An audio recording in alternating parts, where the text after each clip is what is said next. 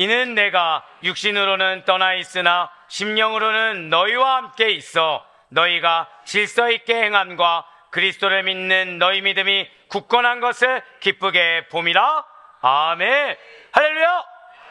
네, 주께서 너무나도 사랑하시는 우리 아델포의 교회 성도 여러분들을 주님의 이름으로 환영하고 축복합니다. 어떻게 나오신데 기대감이 좀 있으셨습니까?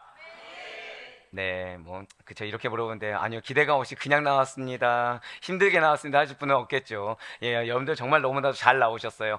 특히 여러분들 홀로가 아닙니다. 하나님께서 함께 하시고, 또 옆에 좋은 동역자들이 함께하고 있는 주의 몸 된 교회 너무나도 잘 나오셨습니다. 자, 우리 그래서 옆에 있는 분한테 좀 이렇게 인사하시면 너무나도 좋을 것 같아요. 사랑을 담아서.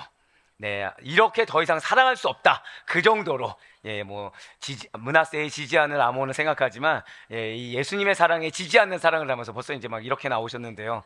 자, 우리 옆에 있는 분한테 사랑하고 축복합니다 인사하시기 바라겠습니다.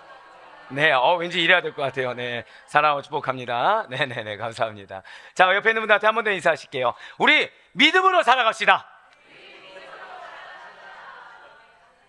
자, 우리 정말 마지막 축복의 메시지로 이렇게 한번 옆에 있는 분한테 건면하실게요. 굳건한 믿음이 당신의 것입니다. 네, 그쵸. 벌써 이제 민망해서 웃음소리가 나오기 시작했어요. 야, 어떻게 하겠습니까? 굳건한 믿음이 여러분들의 것입니다. 믿으십니까? 네, 그런데 방금 왜 웃음이 나왔을까요? 왠지 민망한 거예요. 근데 목사님, 내 믿음이 그렇게 굳건한지는 모르겠습니다. 목사님, 내 믿음이 그렇게 굳건하다고 여겨지지는 않습니다 라고 생각이 드시는 분도 있을 수 있다는 거죠. 그러니까 웃음이 와, 너무 정직한 거 아닙니까? 예, 바로 손을 들으신 분도 계시는데, 네, 맞아요. 우리가 그렇게 생각이 안 들 수 있습니다. 그리고 내 믿음이 그냥 내가 생각해도, 죄송합니다, 왜 이런 말 있죠? 나일론 환자다. 나 왠지 썬데이 크리스천 같고, 나 왠지 좀 나일론 신앙인 같은데, 우리 목사님 뭘 보고 나한테 굳건한 신앙이라고 하셨지? 라는 의구심이 들 수도 있다는 거예요. 그런데 아니라는 거죠. 왜냐하면 여기에 나오신 여러분들은 모두 다 그냥 마지못해 나오신 것이 아니라는 것입니다. 나름의 의지를 갖고 나오셨다는 거예요. 내가 예수님을 만나고 싶은 의지가 되었든, 또는 내 배우자가 나의 거의 멱살잡이 하듯이 끌고 나와서 아내에게, 남편에게 순종하는 의지가 되었든, 아니면 앞에 있는 목회자가 또 나를 불꽃 같은 눈으로 보고 안 나오면 또 전화할까봐, 네, 아멘. 네, 자, 예, 그게 싫어서 내 전화를 받느니 차라리 나오겠다라는, 이것도 뭐가 있는 거예요? 의지를 가지고 나오셨다는 거예요. 자, 우리 옆에 있는 분한테 그래서 한번 이렇게 인사합시다. 의지를 가진 당신을 축복합니다. 네, 맞습니다. 그런데 여기서 너무 감사한 게 있다는 거예요. 그 의지를 하나님께서 뭐라고 하신다고요? 굳건한 의지를 갖고 나오셨다는 거예요. 다른 것에 지지하는 의지이기 때문에 당연히 안 나올 수 있을 만한 허다한 여러 가지 이유가 있지만, 그래도 내가 예배를 드리겠다, 그래도 내가 이 사람과의 관계를 좋게 하기 위해서, 그래도 내가 목사님의 얼굴을 봐서라도 나오겠다라는, 그래도 다른 것을 이겨낸 의지를 가졌기 때문에 하나님께서는 굳건한 의지라고 인정해 주시는 것입니다. 유난히도 분주해요. 유난히도 힘들었던 한 주간에 이 고난했던 삶의 무게를 이겨내고 여러분들은 나오신 것입니다.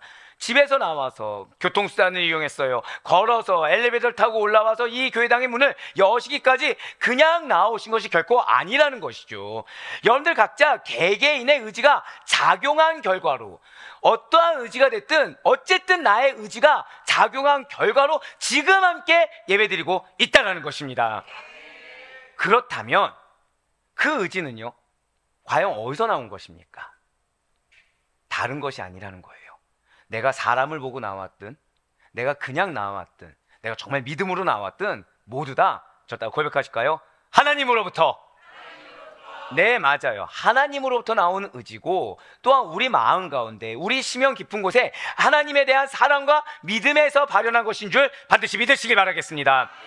손꼽아 주님을 속히 뵙기를 소망해요. 간절히 찾는 그 마음에서 나옵니다. 아니, 다른 거 몰라도 나의 이 환경 가운데 하나님이 아니고서는 해결될 수 없는 이 환경 가운데 하나님이 알아주시길 바라는 마음으로 여기에 나왔다는 것입니다. 오늘날 나를 둘러싼 상황이 과연 어떻습니까? 여러분들 마음대로 이렇게 운영이 되시든가요? 여러분들 생각하고 계획했던 대로 흘러가시든가요? 아니라는 거예요. 변심하는 자들이 당연히 존재합니다. 내 마음에 상처를 주는 자들도 존재하고요. 또는 내가 믿었는데 배반하는 자들이 있는 것이 일상이라는 거죠. 그리고 계획했던 대로 안 되고 어느 선을 넘는 자들도 존재한다라는 거예요. 그러다 보니까 누구 하나 온전히 의지할 수 있는 곳이 없다라는 거죠. 이 사람을 믿을만 하면 이 사람에게 상처받아서 내가 믿고 의지하던 사람조차도 의심하는 눈초리를 보게 됩니다. 나를 둘러싼 상황이나 환경을 순적하게 기대만 하면서 살 수가 없다라는 거예요. 자꾸만. 그러다 보니까 의심이 꼬리에 꼬리를 무는 상황 중에 놓여 있는 것 같아서 점점 더 외로워집니다. 점점 더 공고해져요. 나 홀로 혼자서 책임지고 다 하는 것이 속 시원하지 누구하고 같이 한다는 거 제대로 믿기가 힘든 상황이라는 것입니다. 그 가운데 그렇게 외로워지고 점점 괴로우며 점점 피폐해져가는 그 가운데 오직 변치 않으시고 한결같이 동일한 메시지를 나에게 주시며 우리를 지키시고 보호하시며 약속해 주시는 주님만이 나도 모르는 사이에 유일한 의지처가 되어주고 계시다는 것이죠. 그렇습니다. 아이러니하게도 환경이 해결되지 않고 사람으로부터 내가 마음 둘 곳이 없는데 그러다 보니까 점점 주님 외에는 내 마음 둘 곳이 없게 된다는 거예요. 주님 외에는 내 인생에 소망을 둘 곳도 없고 주님 외에는 내가 기댈 수 있는 곳이 없다라는 것이죠. 그러하기 때문에 믿음이 좋아서도 아니에요. 뭘 알아서도 아니에요. 다른 데 의지할 수 없어서 더더욱 우리 주님만을 굳건히 믿고 나아갈 수밖에 없는 여러분과 저인 것입니다. 근데 이게 은혜라는 거예요. 이게 돈을 의지할 수도 없어요. 건강을 의지할 수도 없습니다. 사람을 의지할 수도 없어요. 내 계획을 의지할 수도 없어요. 근데 나는 의지하지 않으면 살아갈 수가 없는 존재거든요. 나 혼자의 힘으로는 다 감당이 안 되거든요. 내가 그동안 살아왔던 삶은 매번 성공만 살아왔던 것이 아니라 실패가 반복되었거든요. 어쩌면 지금 이 순간에도 또 다른 실패 때문에 내 마음이 낙심할 수 있습니다. 그러다 보니까 주님을 의지할 수밖에 없어요. 그런데 주님은 너가 마지못해 나한테 나왔구나 하고 얘기하신 주님이 아니십니다. 오히려 그래서 주님만을 의지할 수밖에 없는 우리를 너의 믿음이 굳건하다. 너가 굳건한 나의 자녀이자 제자다 라고 칭찬하시는 거예요. 그렇습니다. 그런 여러분과 저를 하나님께서는 알고 계세요. 그런 여러분과 저를 하나님께서는 사랑하고 계세요. 그래서 우리의 상태가 어떻든지 간에 절대 고백하실까요? 나에게는 약속이 있습니다. 네, 우리는 이미 창세기를 통해서 사실 그 어떤 성경 속 인물이라고 하더라도 공의로워서 그 자가 자격이 돼서 약속을 받은 것이 아니라는 걸 알고 있습니다. 약속을 주신 분이 신실하신 하나님이세요. 그래서 그 신실하신 하나님께서 당신의 신실성에 의해서 그 약속을 성취하시는 것입니다. 그 약속을 우리에게 주셨다라는 거예요. 그러면서 우리에게 원하시는 것이 하나라는 거죠. 저 따라 고백하실까요? 굳건한 믿음. 네, 맞습니다. 그래서 우리에게 굳건한 믿음이 무엇인지, 이 굳건한 믿음이 왜 중요한지에 대해서 당신께서 사랑하시는 우리, 당신께서 친히 사용하시기를 원하는 우리, 주님 외에는 의지할 데 없는 우리에게 골로새서 2장 5절 말씀을 통해서 굳건한 믿음에 대해서 알게 하시고 은혜 받으며 그 사실을 토대로 나아가기를 원하시고 계신 것입니다. 그래서 먼저 오늘 본문 골로새 2장 5절 말씀 우리 한번 다 같이 보도록 하겠습니다. 이는 내가 육신으로는 떠나 있으나 심령으로는 너희와 함께 있어 너희가 질서 있게 행함과 그리스도를 믿는 너희 믿음이 굳건한 것을 기쁘게 봄이라. 아멘.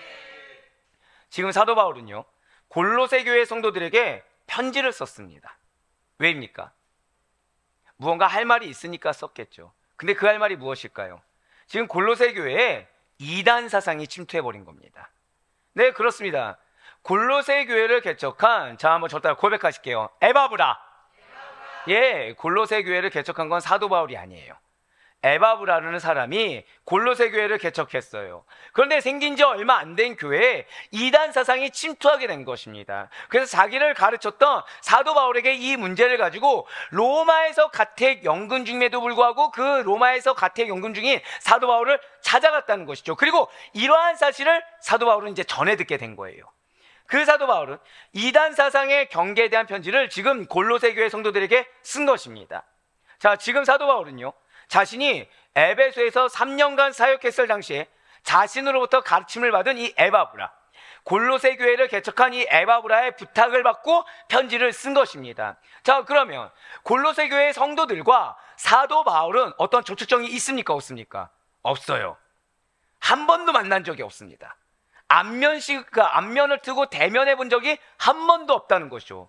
그럼에도 불구하고 지금 사도 바울은요, 얼굴을 본 적 없는 골로새 교회의 성도들의 그 믿음을 위해서, 그들이 온전히 믿음 가운데 하나님의 뜻하심에 합당하게 장성한 분량까지 나아가는 것을 보기 위해서 계속 중보하며 기도로 도왔다는 거예요. 예, 그렇습니다.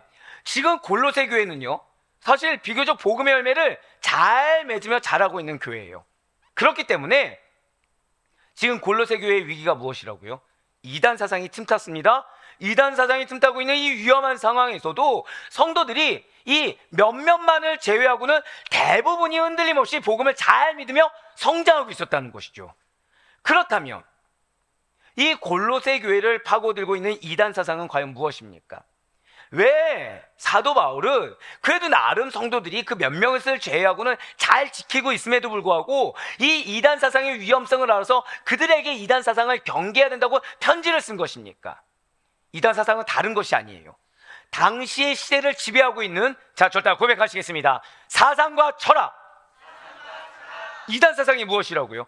당시 시대를 주장하고 있는, 지배하고 있는 사상과 철학이 이단 사상이라고 얘기했다는 거예요. 바로 유대주의와 영지주의를 혼합한 종교적 혼합주의가 바로 그거라는 것이죠. 지금 사도 바울은요, 이단 사상에 대해서 무엇이라고 얘기했다고요? 종교적 혼합 사상이 이단 사상이라고 선포하면서 그것을 경계해야 돼. 이 이단 사상이 지금은 몇 명 안 믿는 것 같지만 나중에는 전부 다 전염되게 되는 위험성을 가졌어 라면서 지금 편지를 썼다는 거예요. 그렇다면 오늘날은 어떻습니까? 오늘날에는 이단 사상 하니까 뭐 신천지, 제7의 안식일교회, 통일교 뭐 이런 것이 이단 사상일까요? 열이면 열, 교회 다니는 분들한테 신천지가 접근을 합니다. 그럼 어떻게 할까요? 마음을 열고 받아들이십니까? 아니에요. 오히려 경계를 합니다. 근데 누군가 옆에 있는 친한 사람이, 아, 인간적으로 사람이 어떻게 그렇게만 살 수가 있니? 이런 것도 하고 저런 것도 해야지 하면 여러분들 마음이 흔들리십니까? 안 흔들리십니까? 흔들린다는 거예요. 예를 들면, 아, 굳건한 믿음의 소유자, 예, 축복이 있을지어다. 네, 당연히 그리스도인들을 이해해야 되는데 대부분 그리스도인들이 어디에 언약해지죠? 사랑과의 관계, 사랑과의 말, 그리고 그 시대 가운데 무엇이 유행이다, 이렇게 하지 않으면 어리석다. 예를 들어서 자녀 교육, 그러면 자녀는 이렇게 교육해야 된다 그러면 다 혹하기 시작한다는 거예요. 즉 오늘날에도 이런 종교 혼합주의가 존재한다는 거예요. 인본주의가 그렇습니다. 신비주의적 성격이 강한 뉴에이지 운동이 그래요. 종교 간의 포용과 관용을 주장하는 종교다원주의가 우리 그리스도만을 따르며 복음 신앙을 훼손시키는 종교적 혼합주의이고 오늘날 가장 무서운 이단 사상이 된다는 것입니다. 분별하기가 어렵다라는 것이죠. 이러한 이단 사상은 사도 바울 당시에도 그렇고 그리고 오늘날도 여전히 우리가 깨닫든 깨닫지 못하든 활개를 치고 있다는 거죠. 그리고 믿음이 연약한 자들일수록 이러한 세상에 대해서, 이러한 인본주의에 대해서 오히려 더 기뻐하고 더 마음이 열리며 친근하게 느끼고 더 즐거워하는 반면에 복음에 대해서는, 믿음에 대해서는, 말씀에 대해서는 무관심하거나 적대시하거나 거부감을 느끼곤 한다는 것입니다. 그렇기 때문에 지금 사도 바울은요, 신생교회인 이 골로새 교회 성도들이 세상의 철학, 세상의 사상, 세상의 가치관 속에서도 흔들림 없이 굳건한 믿음 위에 견고히 서는 것을 보고 매우 기뻐했다는 거예요. 오늘 본문 말씀 다시 한번 더 보시길 바랍니다. 지금 스크린을 보시면 붉은색으로 이렇게 나와 있어요. 너희가 질서 있게 행함과 그리스도를 믿는 너희 믿음이 굳건한 것을 기쁘게 봄이라 라고 나와 있어요. 예, 맞습니다. 자, 여기에서요, 질서 있게 행함과 굳건한 거, 이 두 가지는 모두 다 군사 용어입니다. 먼저 질서 있게 행함은요, 어떠한 균열이나 흐트러짐이 없는 군대의 질서 있는 모습이라는 거죠. 그리고 굳건한 것이라는 것은요, 군인들이 자신의 임무에 확고하게 서 있는 임전무태의 강인한 모습이라는 것입니다. 네, 그렇습니다. 지금 사도 바울이 본 골로새 교인들의 모습이 어떻다고요? 그냥 군인 같다는 거예요. 훈련이 잘 된 군인 같습니다. 이단에 맞서는 그 모습들이 마치 흐트러짐이 없이 당당히 맞서고 있는 용감한 군사 같아요. 그래서 사도 바울은 어떠한 이단의 공격에도 굴하지 않고 자신의 그 믿음을 굳건하게 지키고 있는 이 골로새 교회의 성도들에게 매우 기뻐했다는 거예요. 자, 무엇을 기뻐했다고요? 지금 뭐 봉사를 많이 해서 기뻐했습니까? 전도를 많이 해서 기뻐했습니까? 헌금을 많이 해서 기뻐했나요? 아니요, 그런 걸로 기뻐한 것이 아니에요. 믿음을 굳건히 지키는 거, 믿음이 굳건하게 서 있는 거, 이것이 사도 바울의 지금 기쁨이 되고 있다는 거예요. 우리 그리스도인들이요, 이것을 놓쳐서는 안 된다는 것입니다. 예수님을 닮아가는 믿음의 길에서 점차 성숙하고 점차 성장하며 발전하는 모습을, 그리하여 어떠한 경우에서도 흐트러짐 없는 굳건한 믿음의 모습을 보여야만 하는 것입니다. 연약한 믿음에서 굳건한 믿음으로 나아가야 하는 것이고, 이것이 바로 하나님께 칭찬받을 수 있는 길, 이것이 바로 하나님의 기쁨이 될 수 있는 비결이라는 사실을 반드시 잊지 마시길 바라겠습니다. 우리 한번 더 고백하실까요? 굳건한 믿음. 네, 굳건한 믿음이 하나님의 기쁨이 된다는 거예요. 바로 이것이 일평생 그리스도인들이 이루어야 될 숙제라는 거죠. 일평생 그리스도인들은 다른 것을 목표로 나아가는 자들이 아닙니다. 내 믿음이 얼만큼 굳건해지는가. 그러니까 지금 잠깐 굳건해졌다고 해서 많은 것이 아니에요. 자, 지금 골로새 교회에 사도 바울이 왜 편지를 썼다고요? 이단 사상이 침투해서입니다. 근데 지금 골로새 성도는 어떤 상태죠? 사도 바울이 기쁨이 되는 상태예요. 굳건한 믿음으로 해서 기쁨이 되는 상태입니다. 하지만 그럼에도 불구하고 걱정은 되고 있어요. 어떤 걱정이요? 이 이단 사상이 그 굳건한 믿음을 흔들까봐 걱정하는 것입니다. 그래서 장성한 분량까지 성장해야 된다는 거예요. 믿음은요, 성장 아니면 퇴보입니다. 믿음은 성장을 계속해서 이뤄나가야 그 굳건함이라는 것이 점점 더 있는 자가 더 있게 되는 것처럼, 상급을 받는 자가 더 상급을 받게 되는 것처럼 오히려 점점점 더 굳건하고 장성분량까지 이뤄나갈 수가 있다는 거예요. 그리고 이것이 그리스도인들의 평생의 숙제인 것입니다. 네, 맞아요. 결국 무슨 말씀일까요? 우리 믿음이 굳건해진다는 거 하루 이틀 사이에 되는 것이 결코 아닙니다. 우리들이 믿음이 굳건해진다는 것은 눈 한번 깜짝하니까 갑자기 굳건해지는 놀라운 역사를 경험했다, 그런 일이 아니라는 거예요. 그럼에도 불구하고 우리들이 흔히 자주 하는 실수들이 있습니다. 교회에 온 지 얼마 안 되는 초신자가 새가족부 양육과정만 마치면 바로 사역에 투입되던가 봉사와 헌신이 요구되어진다는 거예요.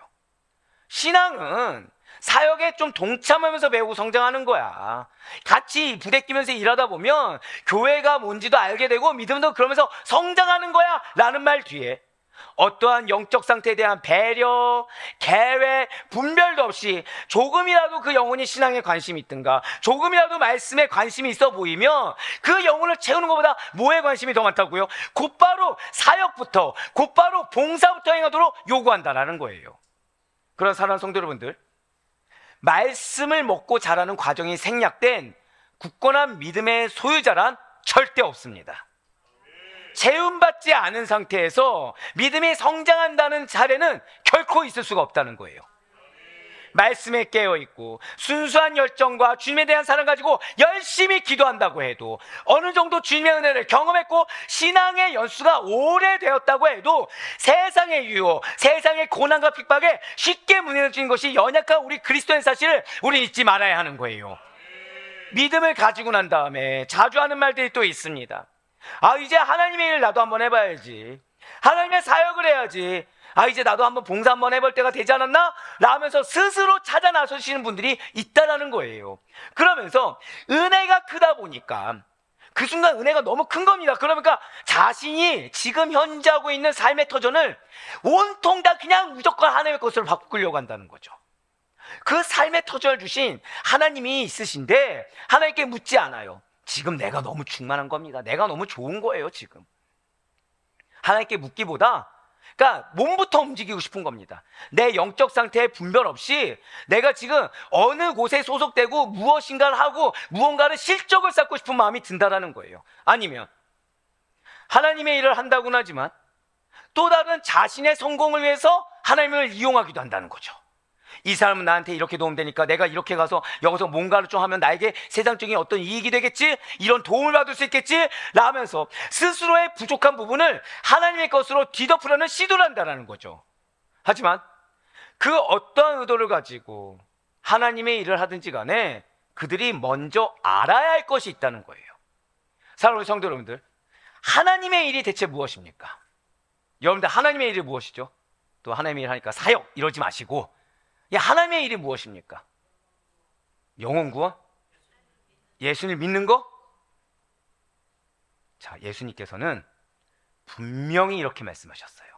요한복음 6장 29절의 말씀입니다. 우리 요한복음 6장 29절의 말씀을 다 같이 읽겠습니다. 시작! 예수께서 대답하여 이르시되 하나님께서 보내신 이를 믿는 것이 하나님의 일이니라 하시니. 아멘. 전 지금 너무 기뻐요. 우리 아델포에게 성도님들이 행함에 집중하지 않아서 너무 기쁩니다. 행함이 중요한 건 맞아요. 하지만 그 전에 전제될 것이 있어요. 무엇입니까? 하나님의 일은 무엇이죠? 하나님께서 보내시니, 아니요, 그냥 예수님이라 하시면 안 돼요. 하나님께서 보내시니 예수 그리스도를 믿는 겁니다. 그러니까 이 믿음에 다른 것이 들어갈 수가 없죠. 하나님께서 보내신 것이기 때문에 이 믿음 앞에서는 우린 낮아질 수밖에 없어요. 이 믿음 앞에서는 하나님께 경외심을 가질 수밖에 없습니다. 이 믿음 앞에서는 겸손할 수밖에 없어요. 순종 외에 나올 것이 없다라는 거죠. 하나님의 일을 무엇이라고요? 믿는 거예요. 하나님께서 보내신 일을 믿는 거예요. 결국 우리의 사역 가운데 믿음이 배제된다. 우리의 사역 가운데 상대의 어떤 믿음의 상태나 상대의 어떤 믿음의 분량이나 이런 것 따지지 않고 그냥 마치 정해진 루틴대로 정해진 프레임 안에 갇혀서 이런 정도 믿었으면 이거 해야 되고 저거 해야 되고 이런 틀을 인간의 틀 가운데 쌓여있다. 이거는 하나님의 일이 아니라는 것입니다. 이제 좀 이해가 되실 거예요. 왜 하나님의 일을 하는데 실족하는 자가 생기는지, 왜 하나님의 일을 하는데 오히려 믿음에서 멀어지는 자가 생기는지 이제 이해가 되는 거죠. 왜라고요? 하나님의 일은 무엇이다? 한 번 더 고백하실까요? 하나님께서 보내신 일을 믿는 거. 맞아요. 그게 하나님의 일인 것입니다. 그러니까 우리의 사역에는 반드시 구원받은 영혼이 존재해야 돼요. 우리의 사역에는요, 반드시 변화되는 영혼이 존재해야 되는 것입니다. 우리의 사역에는요, 믿음의 증거가 보여줘야 된다는 거예요. 그러면 이러한 예수님의 대답이, 지금 우리가 방금 봤던 요한복음 6장 29절의 말씀은 예수님의 대답인데 이 대답이 왜 나오게 된 것입니까? 그것은 제자들의 질문이 있었다라는 거죠. 예수님, 우리가 어떻게 해서 하나님의 일을 할 수가 있겠습니까? 지금 제자들이요, 그렇게 물어봤다는 거예요. 예수님, 어떻게 해서 우리가 하나님의 일을 할 수 있을까요? 어떻게 하나님의 일을 감당할 수가 있습니까? 지금 제자들이 하나님에 대한 사랑이 뜨거워서, 이 하나님에 대한 열정이 투철해서 나 한번 하나님의 일을 제대로 해보자 라는 그런 의지로 지금 물어본 것입니까? 전혀 아니라는 거예요. 제자들이 예수님께 하나님의 일을 어떻게 할 수 있습니까? 라고 물어본 배경이 이러합니다. 분명 예수님께서는 이러한 제자들의 질문 이전에 당신의 신성을 입증하신 여러 이적들을 보여주셨어요. 대표적으로 오병이어의 기적을 베풀어 주셨습니다. 무리를 걷는 기적을 베풀어 주셨다는 거죠. 그런데 문제가 생겼다는 거예요. 오병이어의 기적을 보고서 예수님을 믿는 것이 아닙니다. 떡을 구하며 추종하는 자들이 생겼다는 거예요. 제가 예수님을 추종해요. 근데 무엇을 구했다고요? 떡을 구하고 있더라는 거죠. 예수님을 구하고 예수님이 전부가 되는 것이 아니라 그분이 베푸신 떡만을 보고서 예수님을 추종한 자들이 존재했습니다. 그래서 예수님께서 뭐라고 말씀하십니까? 육의 양식인 떡을 위해 일하지 말고 영의 양식인 생명의 떡을 위해 일하라 라고 말씀하셨어요. 그리고 그 생명의 떡이 누구입니까? 예수 그리스도, 자기 자신이라고 말씀해 주셨다는 것이죠. 우린 지금 이렇게 아멘으로 고백하고 있습니다. 놀랍게도 예수님을 믿고 따른다는 제자들이 이 말씀이 무슨 말인지를 몰랐다는 거예요. 왜입니까? 정말 몰랐을까요? 왜 못 받아들였을까요? 생명의 떡이신 예수님을 위해 일하라, 이 말씀이 자신들이 추구하는 바와 달랐어요. 자신들이 추구하고자 하는 이 세상을 향한 자신의 욕심을 추구하는 것과는 완벽하게 대치되었기 때문에 이해할 수도 없고 이해하기도 싫었다라는 거죠. 그렇습니다. 제자들은 예수님의 이적을 보고 아, 예수 그리스도만이 참 하나님이시구나, 이분이 정말 하나님께서 보내신 분이시구나 라는 진리를 믿는 믿음을 굳건하게 가졌어야 합니다. 예수님만이 하나님이 되신다라는 그 굳건한 믿음으로 그들의 가치관, 그들의 생각, 그들의 삶의 목적과 방향이 하늘의 것에 초점을 맞췄어야 된다는 거예요. 그런데 제자들은요, 예수님께서 행하신 이적을 보고 예수님을 세상의 왕, 유대인의 왕으로 삼고자 했어요. 예수님이 중요한 것이 아니라 누가 중요했습니까? 내가 중요했어요. 내가. 그리고 유대인의 왕이 되실 예수님 밑에서 자, 지금 벌써 치부해버렸어요. 지금 예수님은 자신이 유대인의 왕이 되겠다고 얘기하신 적이 단 한 번도 없는데 지금 그들의 마음속에는 지금 뭐가 벌써 자리 잡았습니까? 내 니즈를 기반으로 해서 벌써 예수님은 유대인의 왕이 되시는 거예요. 이제 그러니까 뭘 다툽니까? 1인자 자리. 누가 1인자냐? 누가 2인자냐? 누가 예수님 우편이냐? 누가 예수님 좌편이냐를 탐하면서 유유자적한 삶을 살고자 하는 야욕이 있었다는 것입니다. 사람들의 인정을 받고자 하는 야욕이 있었어요. 사람들 가운데 떵떵거리며 살고자 하는 지금의 이 핍박받는 삶을 극복해보고자 하는 야욕이 있었다는 거죠. 이것을 예수님께서는 간파하셨습니다. 그래서 하나님을 위해 무엇을 할까라고 묻기 이전에 지금 너희 머릿속에 무엇이 들어있는지, 너희 마음속 깊은 곳과 폐부에 무슨 꿍꿍이가 들어차 있는지를 먼저 살피라고 명령하신 거예요. 이는 우리 역시 마찬가지입니다. 여러분들, 우리가 잊지 말아야 될 것이 있어요. 우리는 믿음이 기반되지 않는 상태에서 나오는 모든 말과 행동은 매우 세상적인 것, 하나님이 아주 혐오스러워 하시는 매우 인간적인 것에 지나지 않음을 반드시 잊지 말아야 되는 것입니다. 절대 그것을 모른 척 넘겨서도 안 돼요. 그것을 믿음의 무언가로 포장하려고 노력해서도 안 됩니다. 정말 믿음이 나의 전부인지를 스스로가 투영해 볼 수가 있어야 된다는 거예요. 그러니까 저 예수님 믿습니다, 믿으니까 좀 사역 좀 해보겠습니다 라는 말은 맞지 않는 말입니다. 우리들의 믿음의 길이라는 것은요, 평생에 걸친 길이에요. 이제 믿기 시작했으니까, 나 좀 뜨거우니까, 성령님 계시니까 이제 하나님의 일을 해야 돼, 전도하고 헌신하고 봉사해야 돼, 원래 봉사하면서 일하면서 배우고 성장하는 거야, 이러한 기조로 가서 뭐가 남겠습니까? 아직 온전히 거듭나지 못한 옛사람의 모습이 남아있는데 성숙되지 못한 말과 행동이 빚은 참사가 나올 수밖에 없다는 거죠. 내 안에 온전히 거듭나지 않았어요. 내 안에 아직도 옛성품이 나오고 있어요. 그 옛성품 가운데 나올 수 있는 것이 과연 무엇이겠습니까? 죄된 결과밖에 나오지 않겠습니까? 제가 어떤 단어 썼죠? 참사라는 말씀을 썼어요. 영혼의 사역을 해야 되는데 섣불리 지레짐작으로 나를 과대평가해서 해서 나오는 말들이 참서에 무엇이 있겠습니까? 영혼이 실족하게 되는데. 그럼 성령의 열매는 기대할 수 있을까요? 성령이 계시니까. 절대 아니라는 거죠. 열매를 맺기 위해서 여러분들 어떤 작업이 필요합니까? 어떻게 씨 뿌리면 곧바로 열매를 거둘 수가 있습니까? 우리 지금 에덴 동산에 살고 있나요? 아니죠. 씨를 뿌렸으면 땅을 다져야 되죠. 물도 줘야 되죠. 해충도 잡아야 되죠. 가지치기도 해야 되죠. 즉 무엇입니까? 절대 고백하실게요. 경작하는 과정. 네, 맞아요. 경작하는 과정이 반드시 필요하다는 거예요. 있어도 되고 없어도 되는 것이 아니라 무엇이 필요하다고요? 경작하는 과정이 있어야 되는 거죠. 그러니까 리더는, 목회자는 무엇부터 봐야 되는 것입니까? 한 영혼을 보면 경작하는 과정이 보여야 되는 거예요. 이 영혼에게 무엇이 필요한지가 보여야 되는 거죠. 그리고 이러한 과정이 이 믿음의 여정에서도 마찬가지인 것입니다. 서두르다가 일을 그르치는 법입니다. 급할수록 돌아가야 돼요. 영혼들 다 똑같습니까? 다릅니까? 다 다르죠? 다 달라요. 그걸 분별할 수 있어야 되고 그거를 절제할 수 있어야 돼요.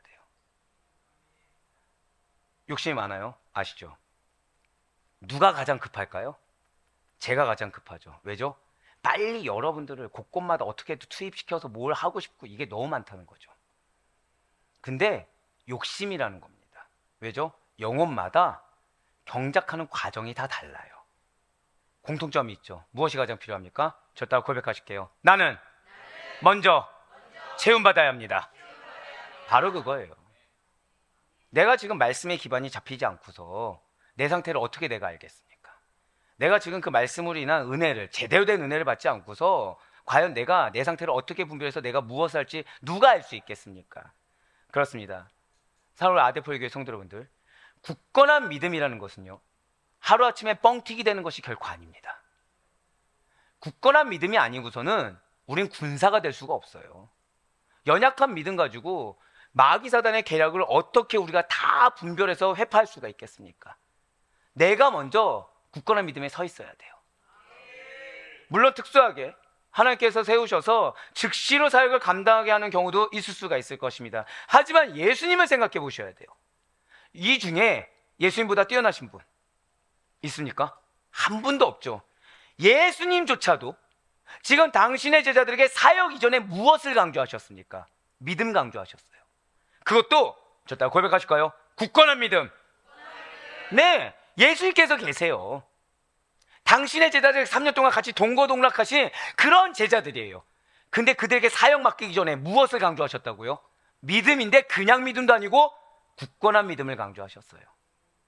매일의 삶을 결산하듯이 우리는 말씀 안에서 반석되신 예수님만을 기반으로 해서 우리의 믿음이 조금씩 자라나는 겁니다.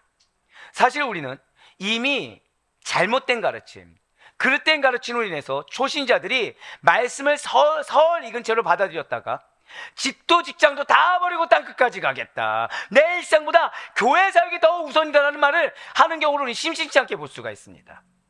그렇죠? 우리가 예수님 처음 접하니까 너무 뜨거운 거예요.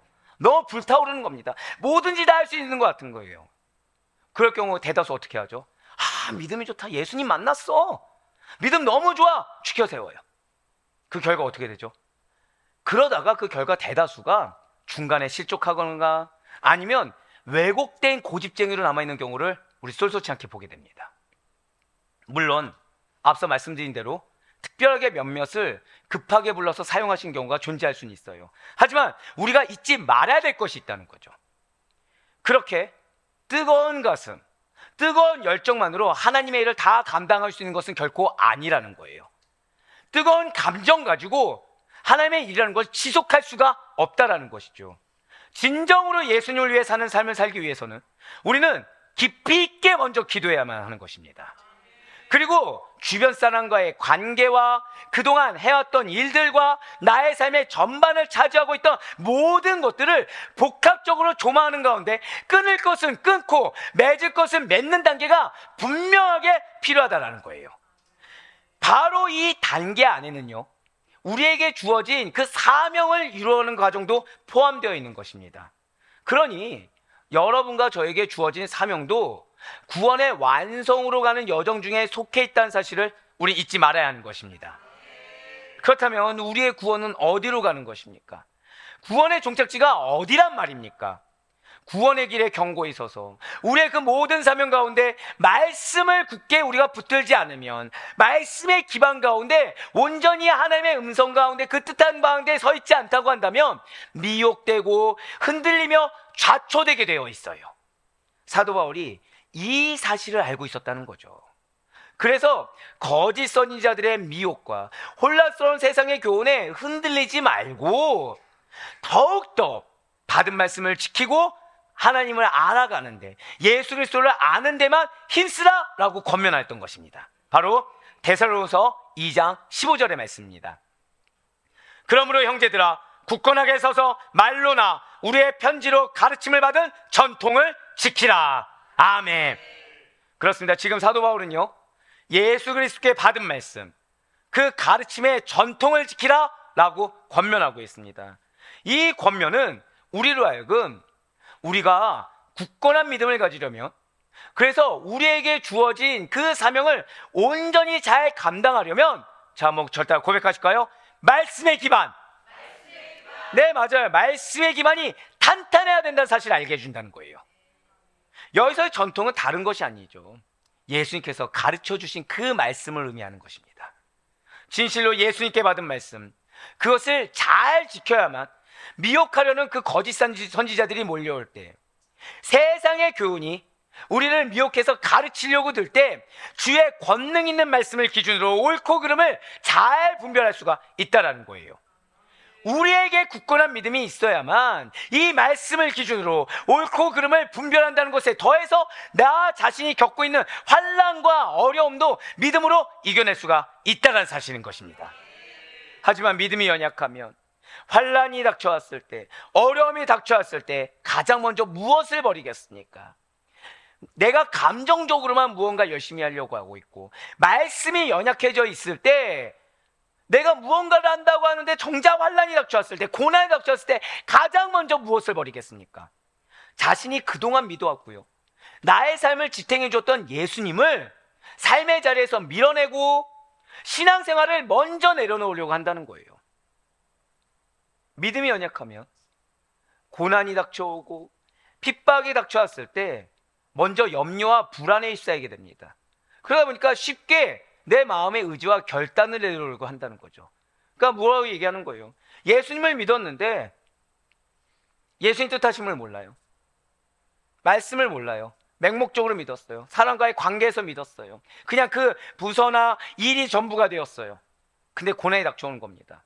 이럴 리가 없는데, 나 예수님 잘 믿었는데, 예수님 나 사랑한다 했는데 왜 이런 일을 닥치지? 해답을 아무도 주지 않아요. 왜요? 그들 똑같으니까. 그러니까 어떻게 되죠? 위로가 안 되는 거예요. 예수님이 축복 주실 거야? 되도 않는 말만 하는 거죠. 어떻게 해야 은혜를 받는지 아무도 모르는 겁니다. 그러니까 뭐라고 해요? 이 부서는 계속 잘 섬겨야 돼. 이거 떠나는 거 주님께서 싫어하셔. 기복주의적인 말을 하는 거예요. 마음은 오히려 이제 더 멀어지는 거죠. 마음 멀어지니까 뭐라고 생각되는 겁니까? 믿어봤자 소용이 없구나. 내가 믿음 생활해봤자 소용이 없구나. 믿어봤자 내가 지금까지 얻은 것은 손해밖에 없었어. 희생밖에 없었어. 포기하려고 든다는 거죠. 쉽게 후회하면서 믿으니까 더 힘들다. 나도 교회 다녀봤지만 아무것도 없더라라는 핑계 뒤에 더 급하게 세상 속을 빠르게 돌아가려고 하는 것입니다. 누가 문제인 것입니까? 어디서 문제가 발생한 것입니까? 그러한 자들에게 주님께서는 어떤 음성을 들려주고자 하는 것일까요? 사도 바울이 이렇게 선포하고 있어요. 갈라디아서 5장 1절의 말씀입니다. 그리스도께서 우리를 자유롭게 하려고 자유를 주셨으니 그러므로 굳건하게 서서 다시는 종의 멍에를 매지 말라. 아멘. 무슨 말씀입니까? 이거 좀 직설적으로 말씀드릴까요? 믿음 위에 굳게 서서 다시는 사단의 종처럼 살지 말라라는 거예요. 말씀이 근거되지 않은 상태에서 그냥 인간적인 판단, 경험적인 판단에 의해서 선포되는 그런 말들은 사단의 종처럼 말하는 거랑 동일하기 때문에 그 영혼에 대한 고찰 없이, 그 영혼에 대한 충만한 기도 없이, 그 영혼에 대한 말씀이 없이 함부로 말해서도 안 되고 함부로 언행을 내뱉어서도 안 되며 그 가운데 함부로 단정지어서도 안 되는 것입니다. 최우선이 무엇이죠? 굳건한 믿음이라는 거예요. 말씀 가운데 계속 장성해야 된다는 것입니다. 그러지 않으면 사단의 종처럼 살아갈 수밖에 없다는 거예요. 그렇습니다. 예수님께서 제자들에게, 그리고 오늘날을 살아가는 우리들에게 주시고자 한 것은 사단의 잘못된 가르침, 사단의 하수인인 거짓 선지자들과 세상의 교훈의 지배 아래 있던 그 시절로 돌아가지 말고 오직 예수님 안에 거하라는 것입니다.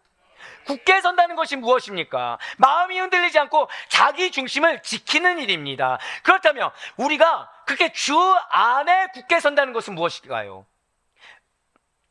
예수 그리스도를, 예수님만을 믿는 신앙에서 흔들림이 없어야 돼요. 범사에, 그래서 내 믿음에 자만하는 것이 아니라 믿음을 더욱더 견고하게 한번 선포하실까요? 만들어가야 합니다. 네, 맞습니다. 지금 있는 여기에 멈춰 있는 것이 아니라는 거예요. 계속해서 주님께서 나에게 원하신 것이 무엇인지 알기 때문에 믿음을 성장시키는 겁니다. 믿음을 키워나가는 거예요. 내 영역 가운데 점점 내 삶의 영역이 사라지고 믿음의 영역만이 남아있을수록 하나님께 계속 그 믿음의 영역을 드리는 것입니다. 사랑하는 성도 여러분들, 우리 믿는 그리스도인들이 주 안에 굳게 서는 것이요, 이거는 취사 선택 사항이 아니라는 사실을 반드시 잊지 마시길 바라요. 이것은 필수고요, 이것은 절대적인 명령입니다. 거꾸로 말씀드릴까요? 주 안에 굳게 서는 것을 내가 나름 선택할 수 있다고 착각을 하게 되면 우리는 사단의 주구가 됩니다. 우린 나도 모르는 사이에 미혹되게 돼요. 근데 문제는 미혹되면 필연적인 결과가 무엇이라고요? 영혼을 실족하게 합니다. 공동체를 와해시키게 된다는 거예요. 이미 성경 곳곳에서는요, 여러분과 제가 가져야 할 믿음의 모습은 주 안에 굳게 서는 것이다 라는 사실을 거듭 강조하고 있습니다. 바로 빌립보서 4장 1절의 말씀입니다. 그러므로 나의 사랑하고 사모하는 형제들, 나의 기쁨이요 면류관인 사랑하는 자들아, 이와 같이 주 안에 서라. 아멘. 아니 대체 왜 사도 바울은 자신이 그토록 사랑하는 아델포이들, 기쁨이요 면류관이 사랑하는 형제들에게 다른 거 권면할 수 있는데 지금 뭐 권면하고 있죠? 주 안에 서라. 왜 이렇게 권면하는 것입니까? 성도의 본질이 무엇인가요? 땅의 것을 생각하는 자들이 아닙니다. 하늘의 것을 생각하며 살아가는 자들이 성도의 본질입니다. 믿으십니까? 그렇습니다. 여러분과 저는요, 성도로서 현실적으로는 땅에 속해 살아가고 있지만 내면적으로, 영적으로는 하늘의 시민권이 있는 자들이라는 거예요. 그렇기 때문에 하늘의 본국에 가서 예비된 유업을 받기 이전에 이 땅에서도 하늘의 시민권이 있는 자들에게 합당하게 하늘의 법칙, 하나님 나라의 생활 법칙에 맞는 삶을 살아가야 하고 또 증거해야 된다는 것이죠. 이렇게 하나님 나라의 생활 법칙에 맞는 삶, 하늘의 법칙에 맞는 삶, 그것을 증거하는 삶이 무엇이란 말입니까? 다른 것이 아니라는 거예요. 저 따라 고백하실까요? 주 안에 굳게 서라. 바로 그거라는 거예요. 오랫동안 봉사하는 거, 더 많은 헌금을 하는 거, 더 많이 나의 이름을 드높이는 거, 이런 것들이 아닙니다. 굳건한 믿음이에요. 하나님 나라의 생활 법칙은 주 안에 굳게 서는 믿음으로 살아가는 거예요. 어디서 살죠? 여러분들 가정에서 사는 거고, 여러분들 삶의 터전에서 살아가는 거고, 항상 매일의 삶을 주님과 동행하면서 살아가는 거예요. 사람이 몰라줄 수 있죠. 괜찮습니다. 하나님 알아주시면 되는 거예요. 아무것도 안 하는 것처럼 내가 조급해할 수도 있습니다. 하지만 괜찮아요. 하나님 멈추라고 하면 그게 주 안에 굳게 서는 거예요. 하나님 가라고 하면 그게 주 안에 굳게 서는 거예요. 다른 게 아닙니다. 이제는 왜 주 안에 굳게 서는 일이 취사 선택이 아니라 필수인지 아시겠죠? 우리가 주 안에 굳게 서야 이제는 우리가 진정으로 살아나는 겁니다. 진정으로 영생을 소유한 자답게 살아가는 것이요, 영원한 생명력을 지닌 자로서 굳건한 믿음 가운데 은혜로 살아가는 것을 그제야 경험할 수가 있다는 거예요. 봉사로 경험하는 거 한계가 있습니다. 사람의 관계로 경험하는 거 제한적입니다. 하지만 굳건한 믿음 가운데 서 있다고 한다면 제한이 없어요. 한계가 없습니다. 매일매일이 새로운 것이고요, 매일매일이 깨지는 것이고, 깨지는 가운데 은혜를 받는 것이고, 그 가운데 변화를 경험하는 것이며, 나는 겨우겨우 굳건한 믿음에 한 걸음 반 걸음씩 나아가는 것 같은데 어느 순간 신앙의 갭은 벌어져 있고 신앙의 허다한 증거를 맛보게 되는 것입니다.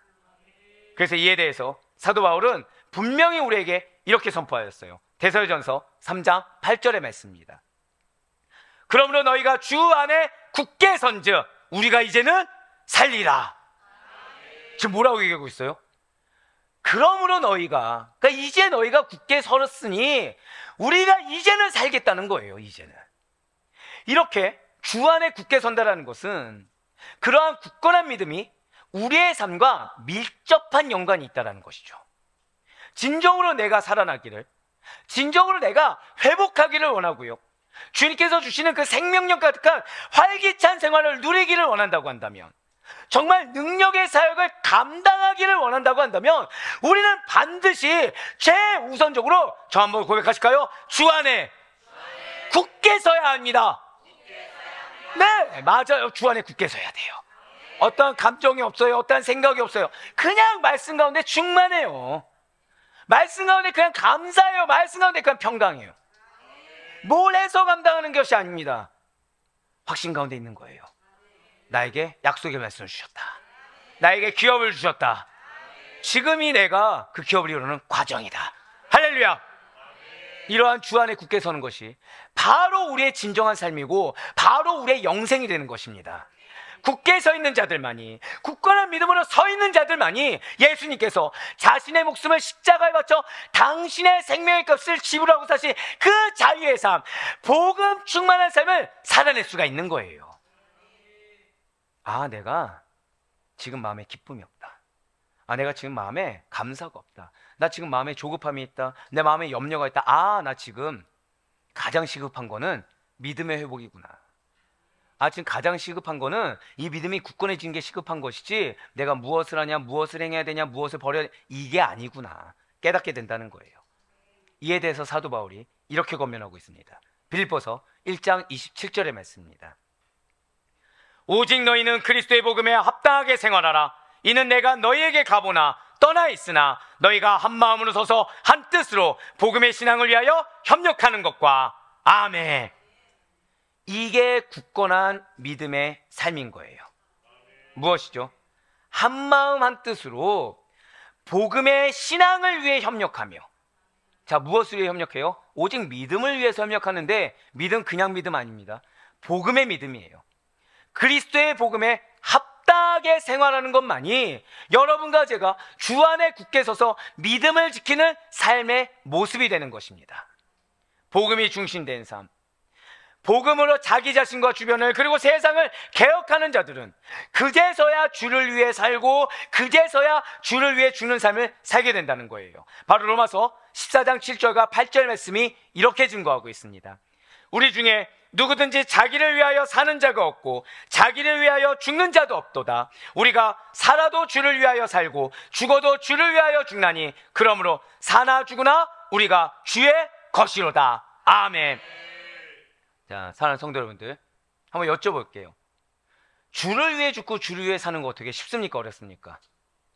쉽다. 나는 그냥 거뜬히 행하고 있다. 있으세요? 없어요. 이거 너무 어렵다는 거 우리 너무 잘 알고 있습니다. 그러니까 우리의 사역이, 우리의 봉사가 그러하다는 거예요. 자, 사역 쉽습니까? 어렵습니까? 어렵다는 거 알고 있어요. 그럼 봉사는 어떻죠? 보세요. 갑자기 말이 안 나오죠. 봉사는 왠지 할 수 있을 것 같거든요. 근데 아니에요. 우리의 사역이, 우리의 봉사가 이러해요. 체험받지 않으면, 그래서 굳건한 믿음에 내가 놓여져 있지 않으면, 그 믿음의 길을 걸어가고 있지 않다고 한다면 쉽게 소진됩니다. 큰 위험에, 아주 더 큰 위험에 처할 수밖에 없다는 거예요. 사역이 무엇이죠? 내가 살아서는 사역을 감당할 수 없습니다. 예, 맞아요. 축복이 있을지어다. 내가 죽어야 사역을 감당할 수 있어요. 봉사가 무엇이죠? 누구를 위한 일입니까? 사람을 위한 일인가요? 죄송합니다. 교회를 위한 일입니까? 아니에요. 하나님을 위한 일입니다. 그럼 내가 죽지 않으면 안 되겠죠. 주를 위해 내가 살지 않으면 안 되겠죠. 근데 너무 쉽게 한다는 거예요. 근데 너무 쉽게 권면한다는 거예요. 너무 쉽게 결정한다는 거예요. 여러분들, 그리스도인의 사활은 내가 먼저 체험받는 겁니다. 내가 먼저 체험받는 것은 내가 없어야 됩니다. 그러니까 내 옛성품 다 없어야 됩니다. 내 성격 없어야 됩니다. 말씀만이 남아있어야 돼요. 변화된 걸 내가 경험해야 돼요. 그 가운데 변화돼서 주님과의 친밀한 관계 가운데 그 변화의 증거가 있어야 되는 것입니다. 그렇지 않은 상태에서 사역을 감당하잖아요. 이미 소진되어 버려요. 몇 달 안 걸립니다. 소진되는데. 그래서 나를 드러내게 돼요. 나를 드러내다 보니까 영혼들이 실족하게 돼요. 더 큰 위험에 처하게 되는 거죠. 그러니 이제 막 예수님의 이름을 부르기 시작했다고, 이제 막 무언가 다른 음성 가운데 내가 지적으로 좀 채워줬다고 해서 주를 위해 죽고 주를 위해 살 수 있는 것처럼 착각해서는 안 됩니다. 내가 좀 몰랐던 걸 깨닫다고 해서 내 삶에 바로 적용되는 것이 아니에요. 여러분들, 말씀이 지식이 되고 지식이 삶이 되는 것에는 정말 부단한 노력이 필요합니다. 어지간한 자기 부인 아니고서는 오히려 지식은 교만이 돼버려요. 교만이 돼요. 나는 살아있는데 지식은 있어요. 그럼 어떻게 되죠? 정죄하게 되고 내 의를 드러내게며 하나님보다 어느 순간 내가 우선되는데 내가 깨닫지 못하게 됩니다. 그 영혼이 실족하게 된다는 거예요. 제가 초신자들과 청년들에게 성장할 때까지 봉사시키지 말아달라고 부탁드린 이유가 바로 이겁니다. 제가 여러분들한테도 마음에서 감동이 있어서 우러나올 때까지 아무것도 하지 마시라고 말씀드린 이유가 바로 이거예요. 잊지 마셔야 됩니다.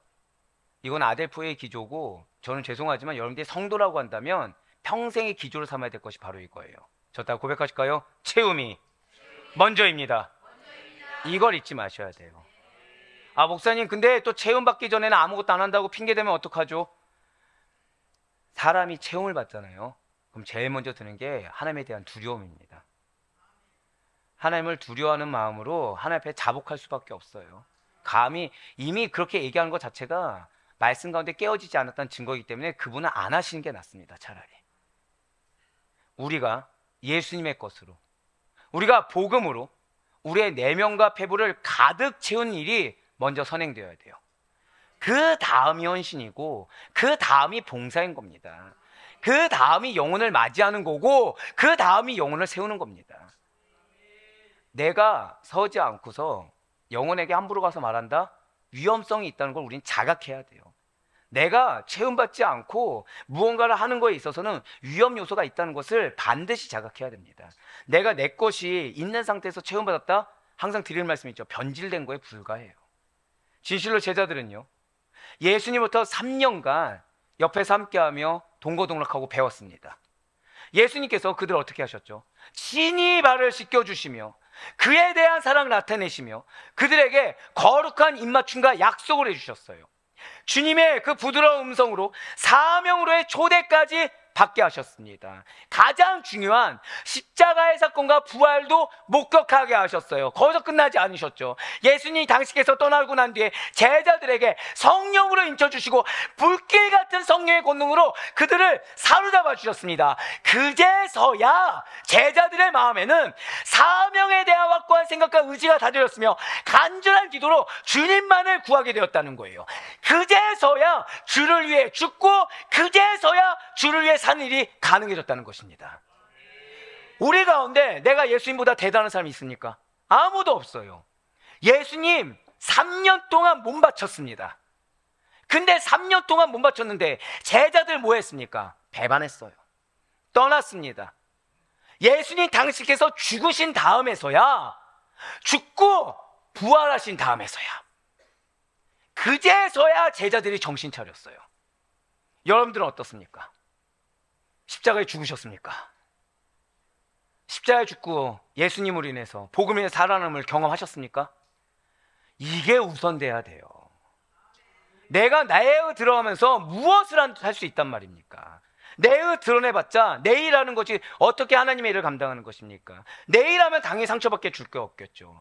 내가 지금 그런 상태인데 누가 누구에게 무엇을 감당해달라고 말을 할 수가 있겠습니까? 내가 체험받아야 돼요. 내가 정말 제대로 체험받아 변화돼야 됩니다. 그래야 그 영혼의 상태가 보이는 거예요. 그래야 그 영혼의 상태가 보이고 그제서야 그 영혼의 필요가 무엇인지 그제서야 깨닫게 되는 것이지, 이 사람이 하는 일 하나하나 가지고 내가 감히 정죄할 수가 없다는 것입니다. 그리고 내가 무엇을 하겠다고 주장할 수도 없다라는 거예요. 맞습니다. 요즘에 우리들은요, 제자들이 주를 위해 죽고 제자들이 주를 위해 살 수 있을 만큼의 이 바로 견고한 믿음이, 굳건한 믿음이 생기기까지의 과정은 무시하거나 쏙 빼버리고 얘기한다는 거죠. 초대교회는 유무상통했어. 제자들이 이렇게 헌신했어. 제자들이 이렇게 순종했어. 우리도 그렇게 해야 돼. 이 얘기만 한다는 거예요. 예수 이름 믿어? 교회 나왔어? 아, 이 정도 했어? 그러면 예수 위에 죽어야지. 그럼 예수 위에 살아야지. 정작 나도 그렇게 못 살면서, 정작 이 과정에 대해서 하나도 분별하지 못하면서 얘기한다는 거예요. 하지만 이러한 속삭임에는요, 어떠한 행동력을 이끌어낼 만한, 그리고 그 행동력이 지속될 만한, 가공할 만한 하나님께서 허락하신 파워와 힘이란 없습니다. 사도 바울이 은혜를 받았어요.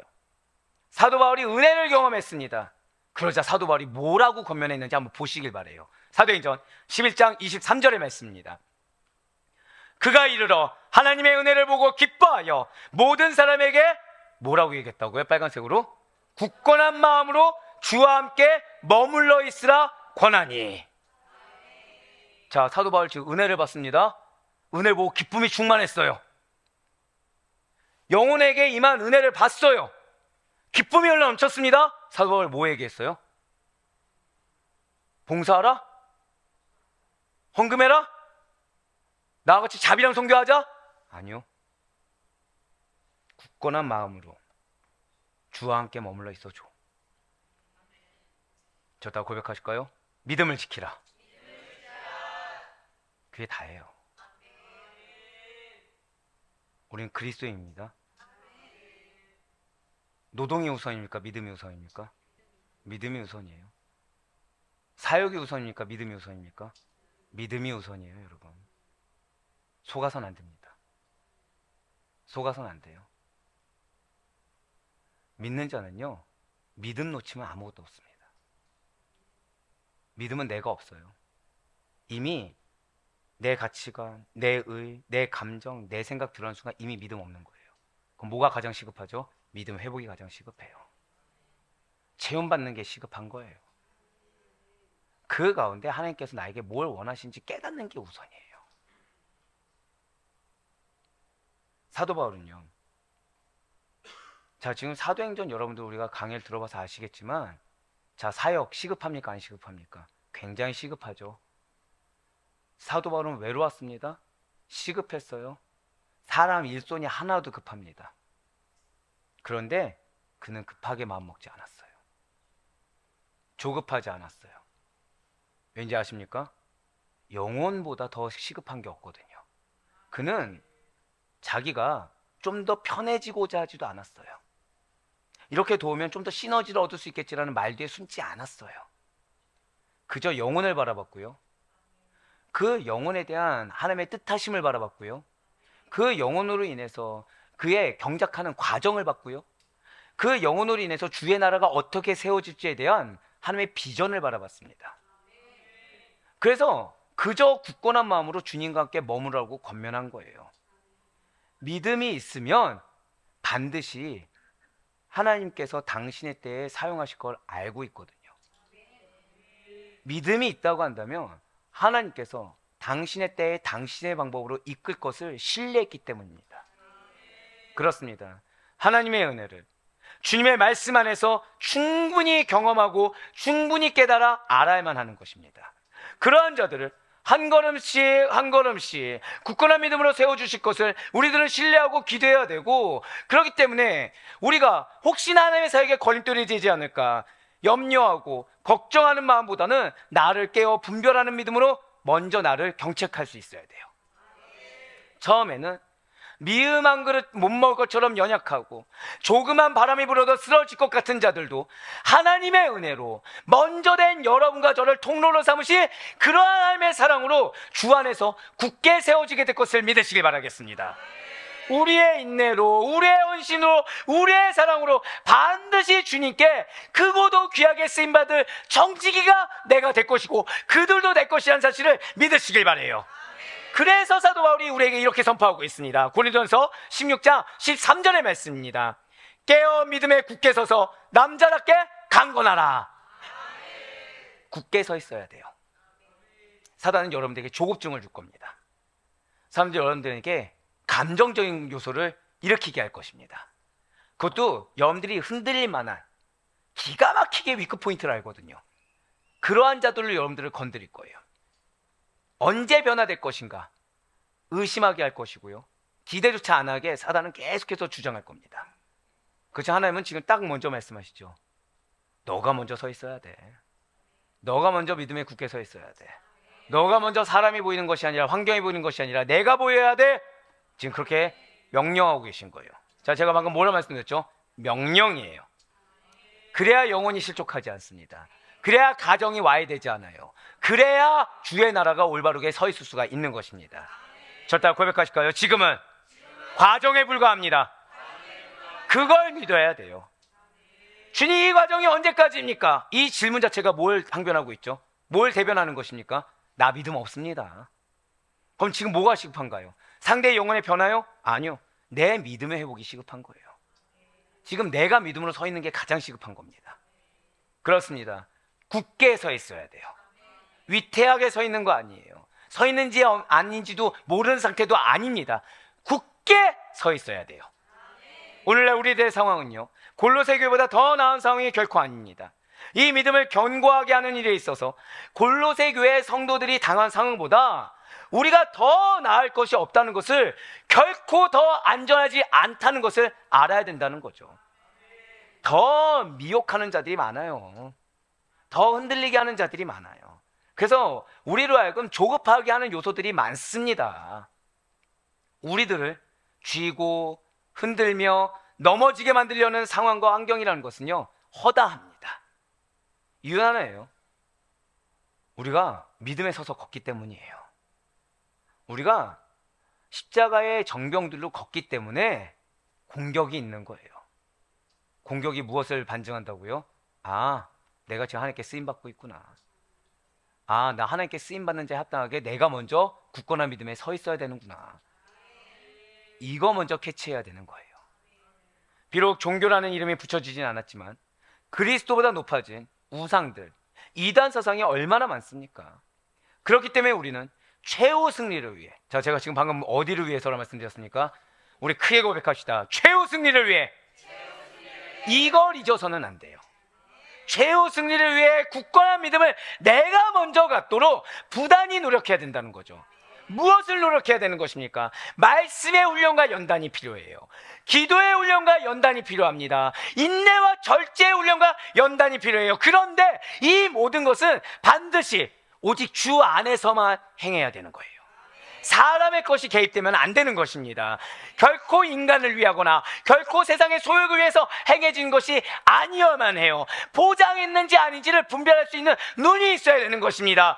그렇기 때문에 우리 안에 여전히 굳건하지 못한 믿음의 모습이 있다고 한다면 버려야 되고, 어떤 것도 판단하지 말아야 되며, 지금 나의 굳건한 믿음이 나의 승부처가 돼야 되는 거예요.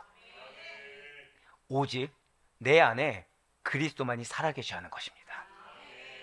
그래서 사도 바울이 우리에게 왜 굳건한 믿음이 있어야 하는지, 그리고 무엇에 초점을 맞추어 행해야 하는지에 대해서 이렇게 선포하고 있습니다. 바로 에베소서 4장 14절과 15절의 말씀입니다. 이는 우리가 이제부터 어린아이가 되지 아니하여 사람의 속임수와 간사한 유혹에 빠져 온갖 교훈의 풍조에 밀려 요동하지 않게 하려 함이라. 오직 사랑 안에서 참된 것을 하여 범사에 그에게까지 자랄지라. 그는 머리니 곧 그리스도라. 아멘. 여러분들, 이걸 무섭게 받아들이셔야 됩니다. 우리는 어린아이가 아니에요. 우리는 투정을 부릴 수가 없습니다. 우리는 핑계댈 수도 없습니다. 몰랐다고 할 수도 없어요. 우리는 그리스도까지 자라나야 하는 것입니다. 장성한 사람은요, 어린아이 때 하던 일들을 버립니다. 내가 이전에 이렇게 은혜 받았고 이전에 이런 거 했다는 얘기를 감히 할 수가 없어요. 왜냐? 그때보다, 한번 여쭤볼게요. 어제보다 오늘 은혜가 더 큽니다. 믿으십니까? 오늘보다 내일 더 은혜가 큽니다. 믿으십니까? 마찬가지예요. 과거에 받았던 은혜는 감사로 끝나는 거지, 이걸 지금까지 끌고 올 수가 없습니다. 이미 끌고 온 것 자체가 지금 나는 퇴보하고 있습니다라는 믿음의 고백과 똑같아요. 그럼 뭐가 시급하죠? 믿음의 회복이 가장 시급한 거예요. 굳건한 믿음을 소유한 자들도 연약하고 흔들리던 믿음의 모습을 과감히 버릴 줄 알아야 돼요. 더불어 굳건한 믿음이야말로 우리의 신앙에서 제일 우선시 되어야 된다는 사실을 알고, 초점을 철저하게 하늘의 것에, 초점을 철저하게 영혼의 상태에, 그에 따른 하나님의 계획에 나의 전 인생을 맞춰야 되는 것입니다. 세상 교훈과 풍조에 밀려서 떠나가는 일이 없도록, 예수 그리스도만을 머리 삼아 지속적으로 자라날 수 있도록 굳건한 믿음 위에만 서 있을 수 있는 여러분과 제가 되길 간절히 소망합니다. 미혹되지 마시길 바래요. 흔들리지 마시길 바래요. 믿음보다 더 중요한 거 없습니다. 그래야 주님의 뜻에 합당하게 영혼을 세우고, 주님의 뜻에 합당하게 나로 말미암아 공동체를 세우며 궁극적으로 하나님 나라를 이루는 데 온전히 쓰임받을 수 있는 여러분과 제가 되길 간절히 소망합니다. 그래야 바라고 남기는 이렇게 굳건한 믿음으로 살아가시는 우리 성도님들의 모든 날들 가운데 항상 깨어 있어서 영적인 분별력과 영적인 충만함으로 가득 채워지고, 그로 인해서 여러분들로 인해 영혼이 살아나고 여러분들로 인해서 공동체가 살아나며 궁극적으로 하나님의 기쁨이 되는 자의 삶이 어떤지를 경험하시기를, 즉 여러분들에게 하나님께서 원하시는, 저 따라 고백하실게요. 나에게 선한 영향력을 주셨습니다. 할렐루야. 그 선한 영향력에 우리 성도님들의 쓰임 그대로 쓰임받을 수 있기를 주님의 이름으로 간절히 축원합니다.